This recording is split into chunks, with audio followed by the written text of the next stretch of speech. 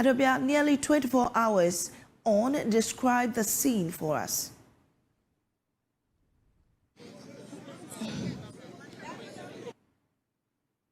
There's, as you can see in frame, there's thick smoke billowing in the sky right now, and there's a lot of onlookers here watching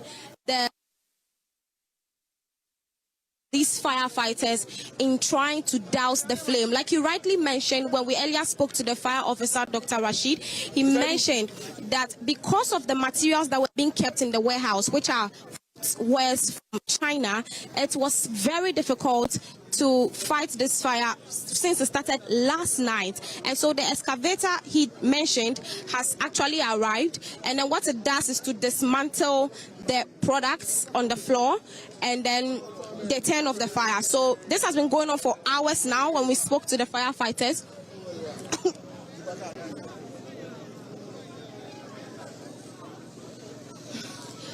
mentioned that it's been quite a difficult feat, but they are doing their very best so this fire does not spread to other neighboring houses. Now, if my cameraman could pan to the very house nearby, of course, they've not been affected directly by the fire, but because of the activities of the excavator, a part of their roof has sort of been scraped off.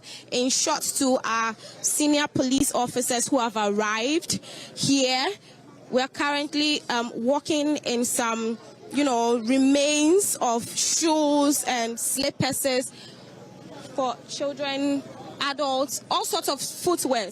But I currently have one of the NADMO directors here. Sir, hi, good afternoon. How are you doing? Good afternoon. My name is Mohammed Badar. I am the Deputy NADMO Director in charge of operations. Okay, so what exactly happened? What can you say about the situation? Okay, as at yesterday, around 3:40 p.m., we had a call at the office that there is an outbreak of fire around this area, around St. Anthony's. So I deployed some of my men to go and check what is happening over there. If the need arises, we will call the Ghana National Fire Service. Immediately they called and said, no, this is beyond them.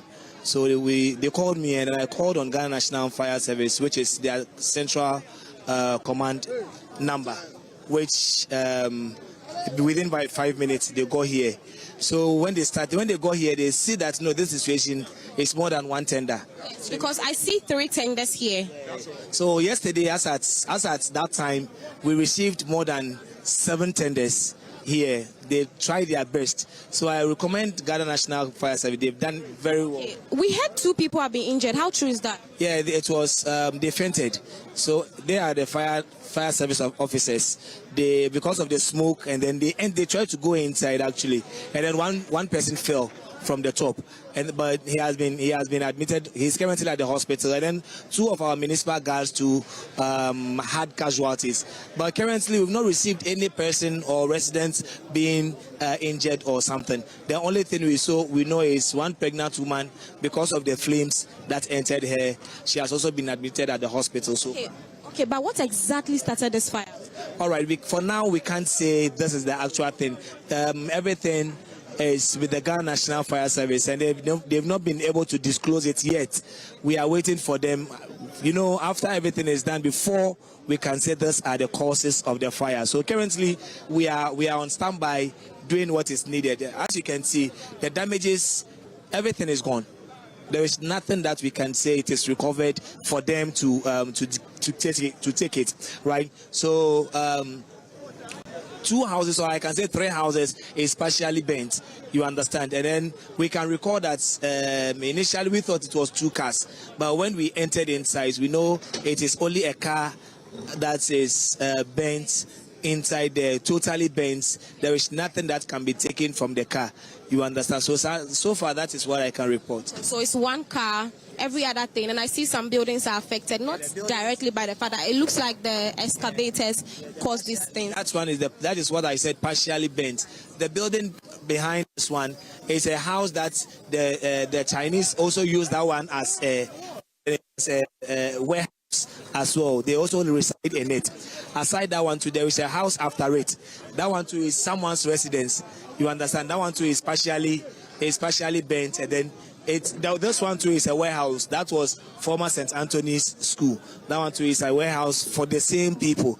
But that one, even though that one is not bent, but because of the pressure and whatever, it has affected the ground over there. All right, thank you so much, sir. So when I spoke to some residents, they did tell me they were not willing to leave here until after they've seen the fire is completely doused, because they fear if this thing continues and things may go south and it will begin to affect their buildings. So they're standing here until everything is completely doused. I'm here with certain police personnel. My uncles, good afternoon. Please, you're live on JoyNews. I'm Adobe Asare. Yes, sir. How long have you been here? Oh, our men have been here from yesterday, from the inception of the fire till now. Our men are here. Okay. Tell us how you feel about the situation. Well, the people who can tell you much professional is the fire people. We are here to provide security, give them cover to put off the fire, ensure that people don't intrude into the scene to either steal or do something untoward. But the combating of the fire itself is the fire service personnel. They're currently very busy, so we're unable to engage them. But yes, Mami, that's the situation here at Laterbiokoshie. The building you are seeing there, which is affected too, is also a warehouse, the one on the left and the one on the right. So that's what is currently happening here at Laterbiokoshie.